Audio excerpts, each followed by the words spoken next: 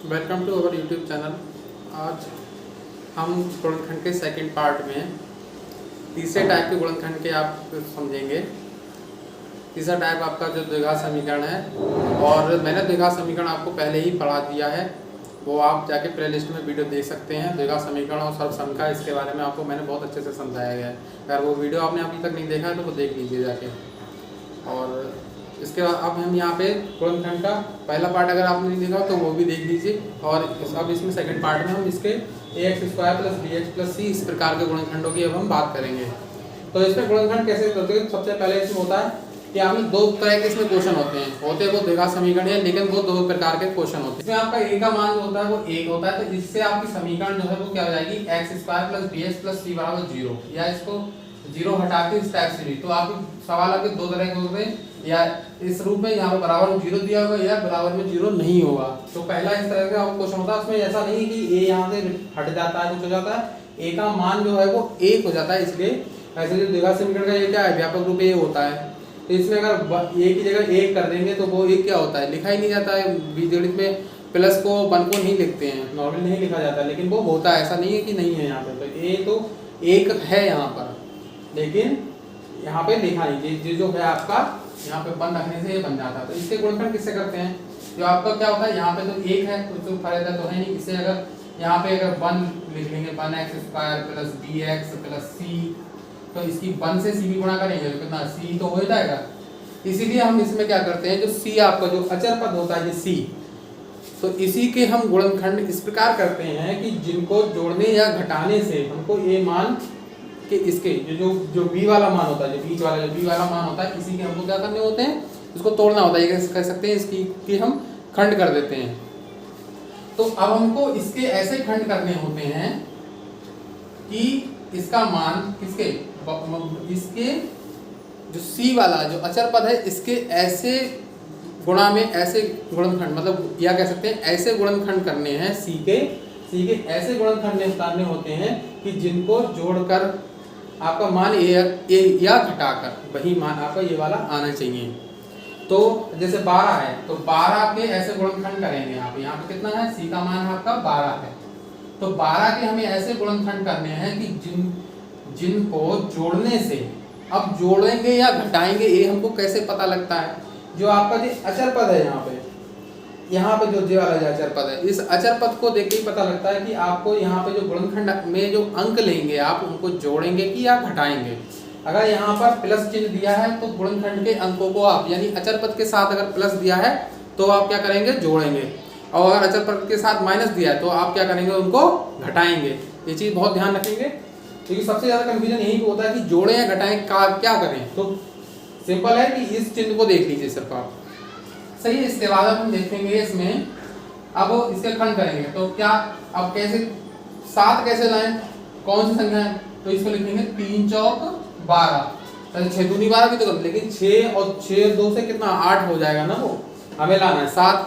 तो 3 और 4 को, जब 3 और 4 होगा, 3 और 4 3 12 रही, बहुत तो रहेगा तो 12 ही, लेकिन 3 और 4 को अगर हम जोड़ देंगे तो कितना हो जाएगा, वो 7। तो यहाँ पे 7 जो होगा 3 + 4, ये क्या हो जाएगा 7। तो हमें 7 के ही तो क्या करने थे, खंड करने थे यहाँ पे, तो इसी को हम क्या करेंगे, सॉल्व करेंगे। ये यहाँ का चिन्ह है, बराबर का चिन्ह नहीं कभी, और कभी भी गणित में कभी भी दो बराबर एक साथ नहीं रखते हैं। तो यहाँ पे ये कितना हो जाएगा, अब इसको लिखेंगे तो पहला पद तो ऐसे लिखा जाता है x², 7 को हम लिखेंगे, 7 के खंड कितने आ गए, 3 + 4, तो इसके जगह पर 7 के जगह छोटी ब्रैकेट में लिखेंगे 3 + 4, x जहाँ पर वो बाहर लिख देंगे, x = 0। ये हो जाएगा x² प्लस ये हो जाएगा 3x + 4x + 12 = 0।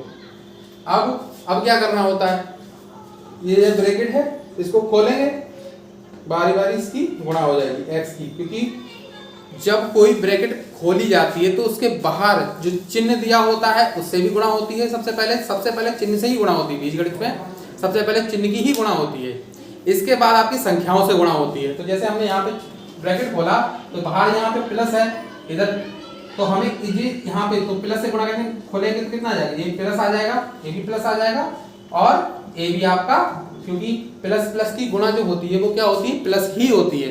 और माइनस प्लस की यानी कि समान चिन्हों की गुणा क्या होती है, वही होती है। जैसे माइनस माइनस समान चिन्ह चाहे माइनस माइनस की हो या प्लस प्लस की गुणा प्लस ही होती है, लेकिन माइनस और प्लस की जब गुणा होती है तो वो क्या होती है, माइनस होती है। अब यहाँ पे क्या होगा, दो पेयर बन जाएंगे, ये दो पेयर बन जाते हैं, एक पेयर आपकी ये बन गई, एक पेयर ये बन गई, तो यहाँ पे ये हो जाएगा। अब यहाँ से एक चीज देखते हैं कि पेयर बनाने के बाद कॉमन क्या क्या हो रहा है। तो कॉमन आपका देखिए इसमें से x है, इसमें भी x है, यहाँ 3 है लेकिन यहाँ 3 नहीं है, यहाँ पे देखिए 4 है लेकिन यहाँ पे भी 4 होगा, क्योंकि कैसे 4 होगा, 12 के हमने खंड क्या करे थे, 3 गुणा 4 करे थे, तो इसमें से तो हम 4 तो ले सकते हैं अपना, 12 में से 4 निकाल देंगे, तो यहाँ से निकाल लेंगे x, यहाँ बचेगा x प्लस 3 और यहाँ बचेगा 4, यहाँ हो जाएगा x प्लस, यहाँ से 4 निकाल लेंगे 12 में से, तो यहाँ केवल x बचा और यहाँ कितना बचेगा, सिर्फ 3, क्योंकि 12 में से 4 तो बाहर चला गया। अब एक चीज यहाँ पर ये दोनों ब्रैकेट जो कॉमन लिए हैं आपने, अगर वो सेम आ गई, सही है, सेम आ गई तो क्वेश्चन आपका बिल्कुल सही है, अदरवाइज आपका क्वेश्चन क्या होगा, गलत माना जाता है। अगर ब्रैकेट की दोनों सेम नहीं आई तो आपका क्वेश्चन क्या होगा, गलत होगा, कहीं ना कहीं पे गलती जरूर हुई होगी।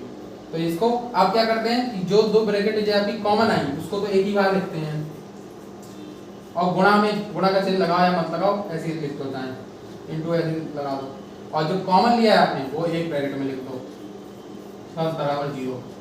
अब चाहो तो इतना ही छोड़ सकते हो, इसका गुणनखंड वैसे हो गया, लेकिन अगर आपको x के मान निकालने हो तो जो x के मान होते हैं वही क्या कहलाते हैं, मूल कहलाते हैं, वो मैं आपको गुणनखंड की क्लास में आप चाहें तो निकाल सकते हैं। तो यहाँ पे क्या लिखेंगे, पहली ब्रैकेट उठाएंगे बराबर 0 लिखेंगे, तो यहाँ लिखेंगे यदि x प्लस 3 बराबर 0, तो x बराबर 3 का उधर क्या करेंगे, पक्षांतर कर देंगे, तो उधर क्या 3 प्लस का है तो उधर जाके क्या हो जाएगा, माइनस का, क्योंकि पक्षांतर करने पर चिन्ह बदल जाते हैं, पक्षांतर करने पर चिन्ह बदल जाते हैं, प्लस माइनस में हो जाता है और माइनस प्लस में हो जाता है, गुणा भाग और भाग गुणा में। ऐसे सेम दूसरा वाला ब्रैकेट उठा लेंगे, इसको भी लिखेंगे यदि x प्लस 4 बराबर 0, तो जाएगा x बराबर माइनस का 4। तो आपको इस टाइप का गुणनखंड हो गया। अब इसमें दूसरा टाइप का जो है, इसमें जिसमें a का मान दिया होगा उस टाइप का आप समझते हैं। तो आपका जो दूसरा टाइप का जो गुणनखंड है, इसमें क्या है कि a का मान जो होगा वो 1 से ज़्यादा होगा, a का मान 1 नहीं होगा, 2 3 5 7 12 15 16 कुछ भी हो सकता है, वो मतलब 1 नहीं होगा, लेकिन 1 से बड़ा ही होगा। तो वहाँ पर क्या होता है, क्वेश्चन में आपका x स्क्वायर के साथ मान दिया होता है, जिनमें a का मान जो होता है 1 होता है, तो वो कितना होता है, वहाँ पे x स्क्वायर लिखा होता है सिर्फ, और जहाँ पे a का मान कुछ होता है दिया हुआ था, तो वो क्या होता है, वहाँ पर एक्स स्क्वायर के साथ कोई ना कोई वैल्यू जरूर दी होगी। तो इसको कैसे करते हैं, इसको भी करने का बहुत सिंपल है। जैसे यहाँ पे क्या a का मान कितना था, अभी तक a 1 था, तो a से c की गुणा करेंगे तो वो c आ रहा था, लेकिन अब गुणा करेंगे a और c की, इनकी भी गुणा होगी तो कितना, a गुणा c, ये क्या हो जाएगा आपका ac। तो इस ac यानी कि जो गुणनफल आपका जो आता है, या गुणा करके जो आता है, तो जो भी गुणनफल आएगा उसी के हम ऐसे फैक्टर करते हैं, या ऐसे हिंदी में बोले मतलब ऐसे गुणनखंड करते हैं कि जिनसे हमें वही b के खंड प्राप्त हो, मतलब b के जो को तोड़ेंगे, b के मान को जो तोड़ के लिखते हैं वो हमें मिल जाए। तो इसमें क्या करना है, जैसे हम अब इस क्वेश्चन से समझेंगे, तो 4 और 5 की यहाँ पे गुणा करेंगे, 4 गुणा 5 कितना हो जाएगा, 20, 4 पंजे 20। अब हमें 20 के ऐसे गुणनखंड करने हैं कि जिनको जोड़कर 12 आना चाहिए। जोड़कर क्यों, क्योंकि यहाँ पे प्लस 5 है, इसलिए अचर पद के साथ प्लस चिन्ह दिया, इसलिए यहाँ पे क्या होगा, जोड़कर लेकर आना है। तो यहाँ पे क्या हो जाएगा, सिंपल है, यहाँ पे 4 पंजे 20 नहीं करना है, 4 5 9 कितना, वो तो 9 हो जाएगा, हमें लेके आना 12। तो यहाँ पे कितना करेंगे, 10 दूनी 20, और ये कितना हो जाएगा, 10 प्लस 2 यानी कि 12। तो ये 10 प्लस 2, इसके खंड 12 के कितने हो जाएंगे, 10 प्लस 2। तो ये तो आपका रफ वर्क है, ये आपको मेन क्वेश्चन में नहीं करना है। यहाँ ये आपको अगर एग्जाम में लिख रहे हैं तो इसको साइड में लिखेंगे एग्जाम में। वैसे कंपटीशन में तो आप ट्रिक्स का यूज़ करते होंगे, लेकिन मेन एग्जाम की मैं इसकी बात कर रहा हूँ। जैसे आप 6 7 8 में भी आता है, ये 7वें में 8वें में भी है, और CBSE बोर्ड में भी ऐसा नहीं है, CBSE बोर्ड में भी नहीं है, वहाँ पे भी है सब में। और इसके बाद आपका क्या कहते हैं कि BTC में भी है, और शायद और कोर्स में भी होगा, लेकिन ज़्यादा मुझे BTC का पता है, BTC में तो है फिलहाल। BTC में आपका 2nd 3rd 4th तीनों सेमेस्टर में ही आता है। ये कॉमन चीज़ें हैं, कुछ चीज़ें ऐसी होती हैं कि जो आपकी कॉमन चलनी ही चलनी है, हर सेमेस्टर में ही होती हैं, तो उसे आप पीछे नहीं छोड़ा करते, इसलिए इसको सीख ले, ज़्यादा बेटर रहेगा। तो यहाँ आपको समझ में नहीं आता है तो आप अगर कमेंट करेंगे मैं दोबारा इसका एक वीडियो और बना दूंगा जिसमें कुछ आपको मैं इंपॉर्टेंट क्वेश्चन भी समझाऊंगा। तो अगर आप लोग इच्छा हो तो कमेंट करें, तो मैं जो मैंने वीडियो पहले से बना रखे हैं करनी वगैरह के उनके भी मैं आपको कुछ क्वेश्चन और समझा दूंगा। तो इसको समझिए, तो इसमें 4 20 आया था, कितना इसके फैक्टर कितने हो गए थे, इसके हो गए थे 12, कितने हो गए थे 10 + 2, ये तो हुए थे।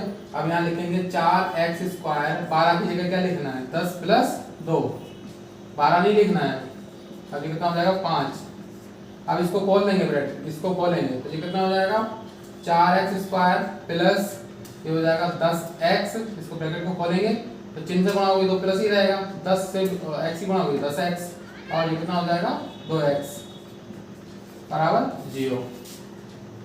अब यहाँ पे कॉमन क्या हो रहा है, क्या कॉमन हो रहा है, कॉमन मतलब होगा नहीं, क्या है दोनों में x x दोनों के पास है, 4 कॉमन ले नहीं सकते कि यहाँ से आ लेंगे तो यहाँ से भी 4 नहीं आएगा, तो 2 कॉमन ले सकते हैं इसमें से, 2 इसमें भी से कॉमन ले सकते हैं, तो यहाँ से 2 कॉमन लेंगे कितना आ जाएगा 2x कॉमन आ गया, और यहाँ से कितना कॉमन आएगा।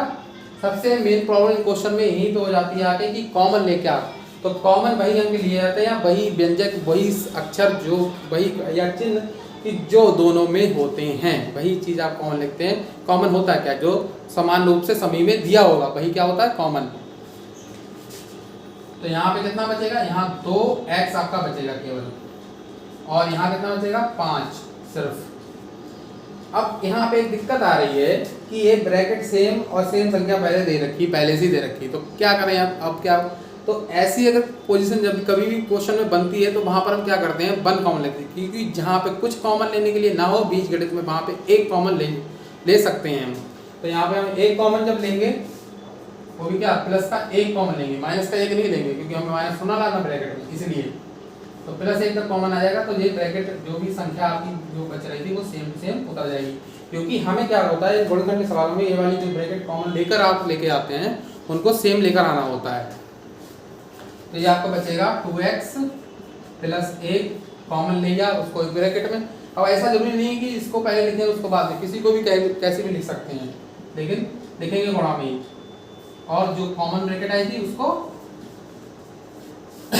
या तो आप इसको इतना ही छोड़ दें, अदरवाइज x की वैल्यू निकाल दी तो वही फिर यदि अभी आपको मैंने पहले क्वेश्चन बताया उसी प्रकार से अपना और एग्जांपल्स आपको समझना हो तो वीडियो के कमेंट में लिखिए,